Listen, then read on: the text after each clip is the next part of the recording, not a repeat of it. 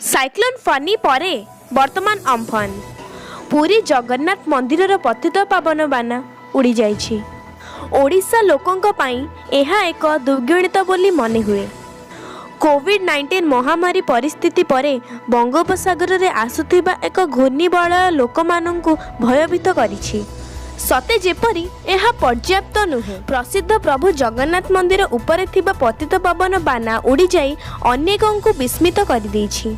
एहा कोनोसी प्रतिकूल परिस्थिति सृष्टि करिब नाही, बरं प्रभु श्री जगन्नाथ पुरी को विनाशरू रक्षा करिबा पई घूर्णिबलयर दिगकु दर्शाइछन्ति बोली चुनार सेवायत कहिछन्ति।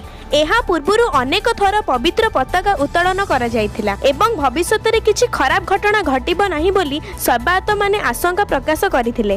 चलित वर्ष महामारी परिस्थिति मध्यरे पतित पावन बाना प्रथम थर पई नियाकु आयत्त करिथिला। मार्च 19 संध्यारे नीलचक्र निकटरे रखा जायथिबा दीपरु निया लागिबा परे धातु चक्र सहित बंधा होइथिबा पवित्र पताका पाउंस होई जायथिला।